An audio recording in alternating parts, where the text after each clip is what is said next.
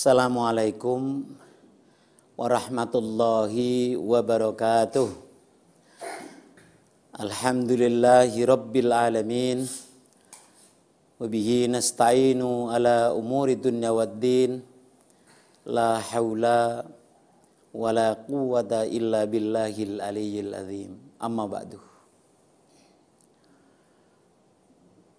Pemirsa TV One yang saya hormati, syukur alhamdulillah kita panjatkan kehadirat Allah SWT yang selalu memberikan limpahan rahmah dan hidayahnya kepada kita sekalian.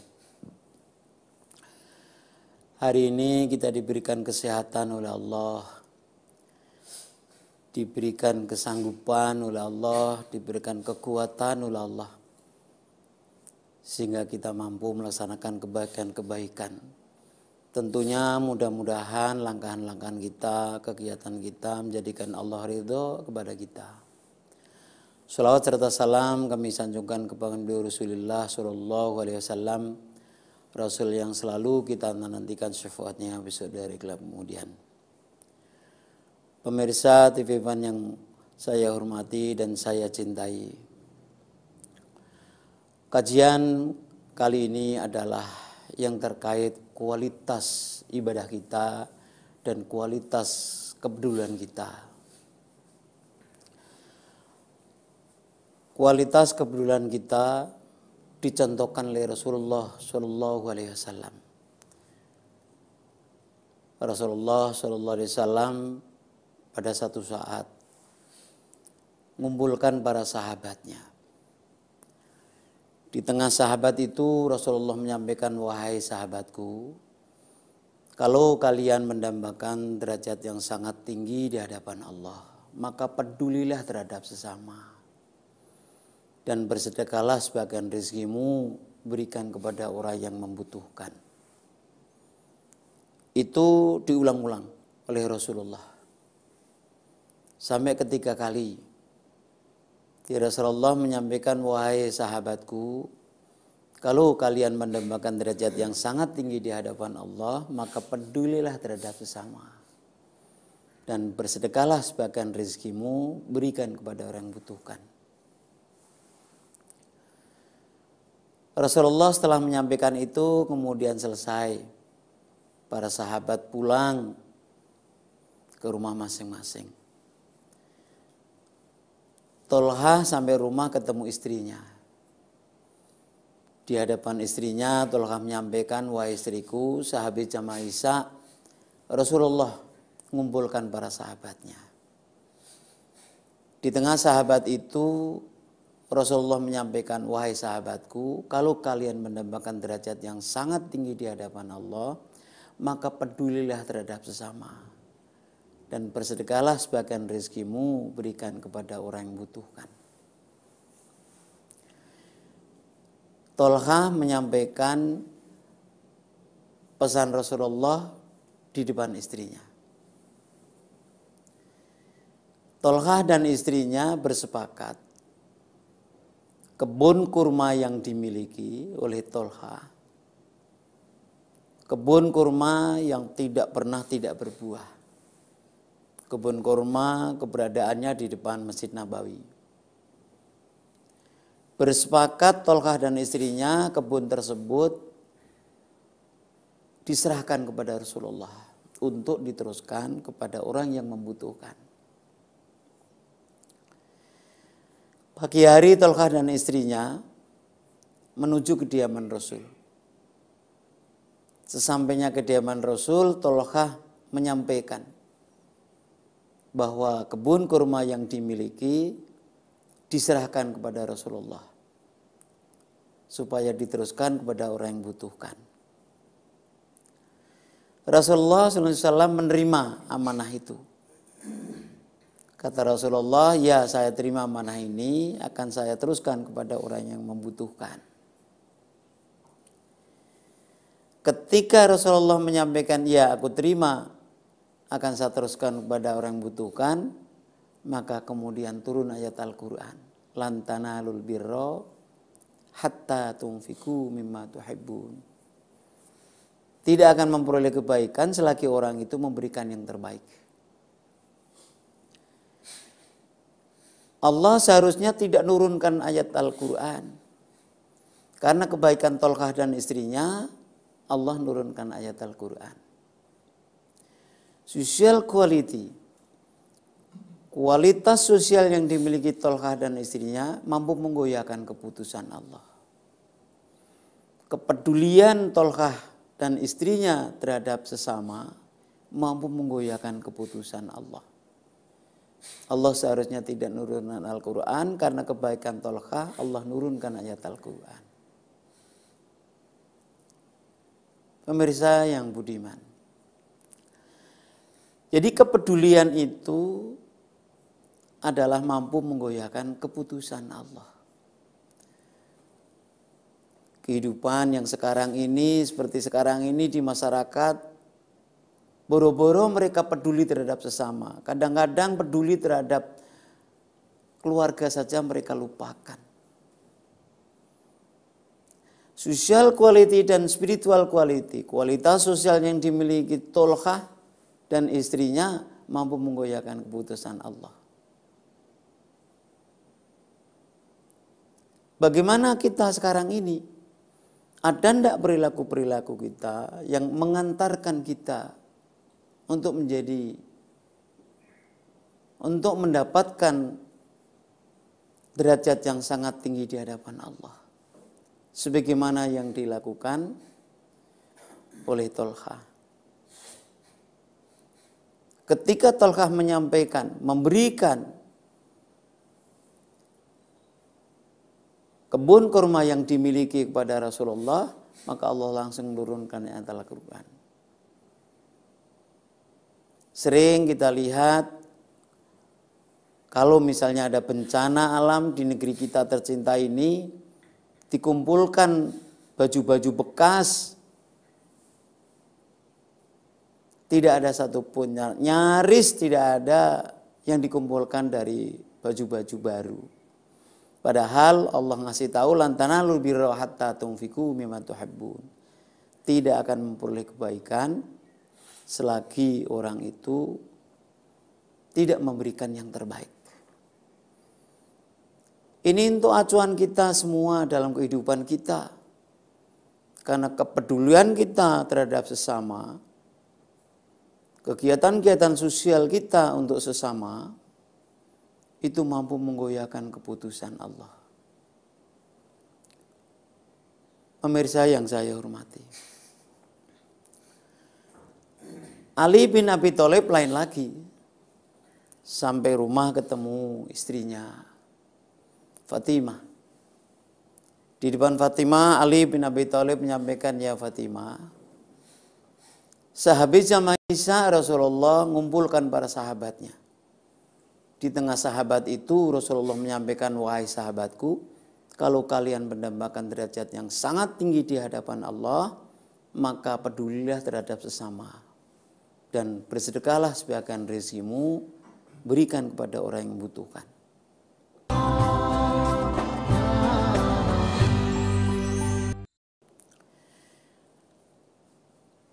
Ali menyampaikan seperti itu di depan istrinya.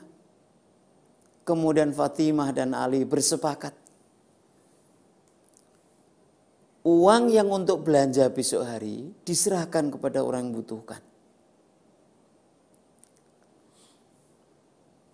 Pagi hari Ali bin Abi Thalib menuju pasar mau belanja, membawa uang belanja. Karena uang yang dibawa untuk belanja itu adalah disepakati dengan istrinya, dengan keluarganya untuk diberikan orang yang membutuhkan. Maka Ali ketika sampai pasar ketemu orang peminta-minta.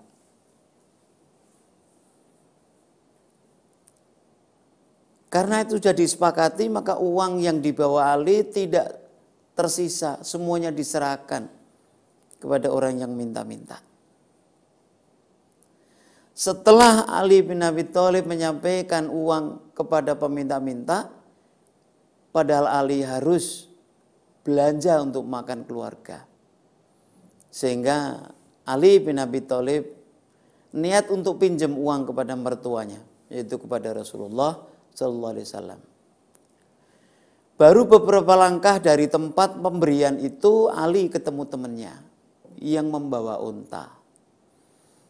Kata temannya itu menyampaikan, ya Ali, tolong dijualkan untaku. Kalau unta ini terjual maka saya berikan uang. Ali tidak bisa nolak dari permintaan temannya itu. Sehingga unta dibawa oleh Ali menuju pasar hewan. Sampai pasar hewan, unta itu laku, dibeli orang. Setelah laku, uang itu dibawa Ali, kemudian Ali menuju ke sahabatnya yang mempunyai unta. Ternyata Ali tidak menemukan temannya yang punya unta itu sampai menjelang zuhur.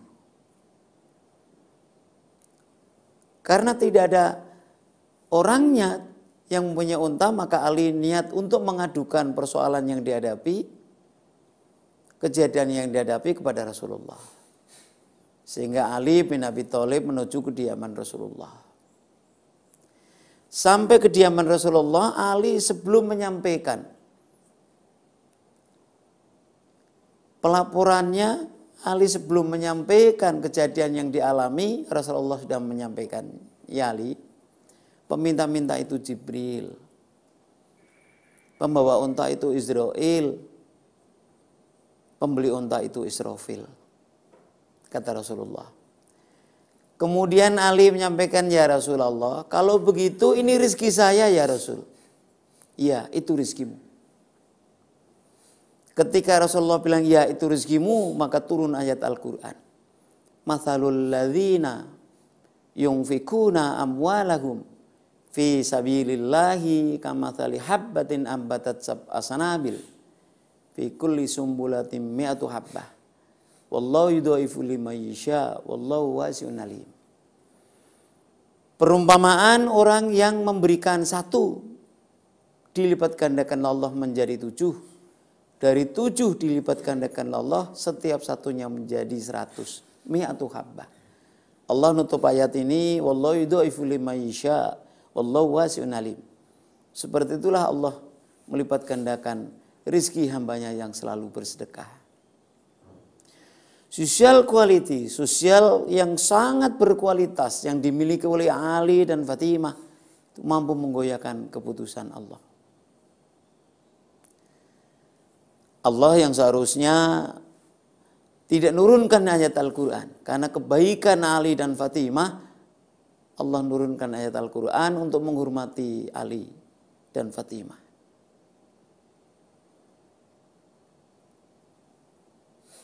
Pemirsa TV yang baik hati, ini untuk perenungan kita. Bagaimana perilaku-perilaku sekarang ini? Orang akan hidup sendiri-sendiri,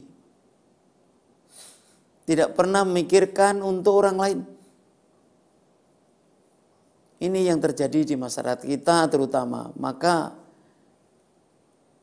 lewat renungan ini, lewat kajian ini, kita bisa mengambil contoh. Mudah-mudahan kita selalu apa yang kita lakukan adalah kepedulian kita terhadap sesama. Karena yang kita lakukan peduli itu terhadap sesama, maka mampu menggoyahkan keputusan Allah. Di social quality yang dipunyai Ali dan Fatimah mampu menggoyahkan keputusan Allah. Pemirsa yang budiman, kelihatannya sangat sederhana sekali, sangat dan sangat sederhana sekali. Perilaku-perilaku pedulian inilah sering mau dilupakan umat. Kadang-kadang masyarakat kita, apalagi dengan orang lain, bahkan satu rumah saja sering tidak mau peduli. Suami ke istri, orang tua ke anak, anak ke orang tua, mereka cenderung hidup sendiri-sendiri. Apalagi mereka sudah punya dunia masing-masing. Jadi orang sekarang ini adalah masyarakat sekarang ini kering terhadap kepedulian. Sehingga nggak ada kehidupan yang indah. Di dalam rumah tangga saja sudah tidak sama peduli apalagi dengan tetangganya.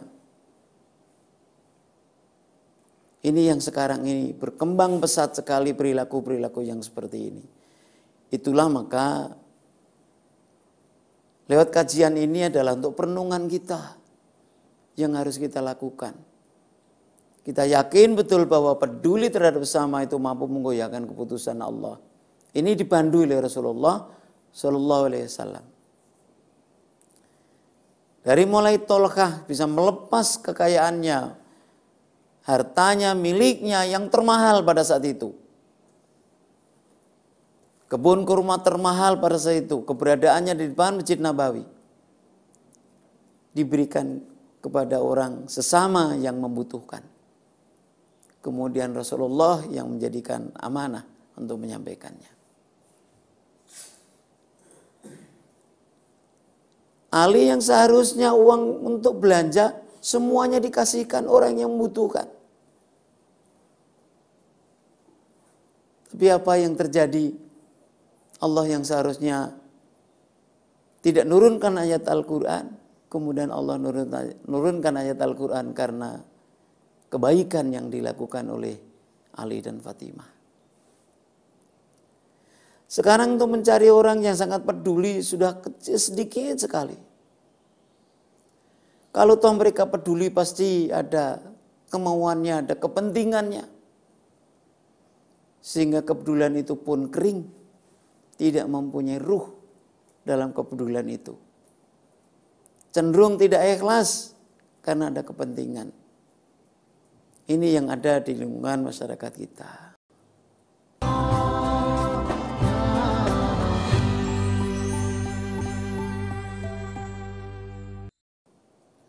Pemirsa TV One yang kami hormati. Abu Bakar Siddiq lain lagi. Sesampainya rumah ketemu istrinya, Abu Bakar Siddiq menyampaikan, wahai istriku. Sehabis sama Isa, Rasulullah mengumpulkan para sahabatnya. Di tengah sahabat itu, Rasulullah menyampaikan, wahai sahabatku, kalau kalian mendapatkan derajat yang sangat tinggi di hadapan Allah, maka pedulilah terhadap sesama. Abu Bakar menyampaikan di depan istrinya. Istri Abu Bakar dan Abu Bakar bersepakat semua yang dimiliki di rumah diberikan kepada orang yang butuhkan. Semua barang-barang yang ada di rumah diberikan kepada orang yang butuhkan. Tinggal di rumah adalah satu lembar baju. Kalau Abu Bakar yang ikut berjamaah dengan Rasul, maka istri Abu Bakar telanjang di rumah. Kalau yang berjamaah dengan Rasul istri Abu Bakar, maka Abu Bakar telanjang di rumah. Karena pakaiannya tinggal satu lembar. Dan semua barang-barang yang dimiliki dikasihkan orang. Berturut-turut 4 waktu yang ikut berjamaah dengan Rasul istri Abu Bakar. Karena 4 waktu Abu Bakar tidak nongol, tidak kelihatan ikut berjamaah, maka Rasulullah ngutus sahabatnya untuk menuju Abu Bakar supaya Abu Bakar ikut berjamaah dengan Rasulullah. Utusan Rasulullah menuju kediaman Abu Bakar. Sebelum sampai rumah Abu Bakar, istri Abu Bakar sudah berangkat menuju masjid, ikut berjamaah dengan Rasulullah. Maka Abu Bakar sedang keadaan telanjang di rumah. Utusan Rasul nyampe kediaman Abu Bakar. Abu Bakar sedang kondisi telanjang dan Abu Bakar tahu yang datang itu adalah tamu utusan Rasul. Maka Abu Bakar ambil daun di dapur untuk nutupin auratnya. Setelah auratnya tertutupi, kemudian Abu Bakar menemui tamunya utusan Rasul. Kata Abu Bakar, salamku untuk Rasul. Insya Allah saya akan ketemu Rasul, kata Abu Bakar. Kemudian utusan Rasulullah menuju Rasulullah, balik menuju Rasulullah. Sebelum ketemu Rasul, Jibril sudah turun memakai baju daun di hadapan Rasulullah. Sehingga Rasulullah menyampaikan, ya saudaraku, wahai saudaraku. Kenapa ada apa hari ini memakai baju daun tidak seperti biasanya? Kemudian malaikat Jibril berulang-ulang menyampaikan, ya Rasulullah, hari ini seluruh malaikat diperintahkan oleh Allah memakai baju daun untuk menghormati Abu Bakar. Dan ini diulang-ulang. Ya Rasulullah, hari ini seluruh malaikat diperintahkan oleh Allah memakai baju daun untuk menghormati Abu Bakar. Social quality dan spiritual quality. Kualitas sosial yang dimiliki Abu Bakar dan istrinya itu mampu menggoyahkan keputusan Allah. Allah yang seharusnya tidak memerintahkan malaikat untuk memakai baju daun. Karena kebaikan Abu Bakar dan istrinya, sehingga Allah memerintahkan malaikat untuk memakai baju daun untuk menghormati Abu Bakar. Pemirsa yang budiman, kelihatannya cerita ini sangat dan sangat sederhana. Tapi kalau kita lakukan adalah segitu sulitnya. Kita tidak bisa membayangkan semua yang kita miliki kasihkan orang tinggal satu lembar baju.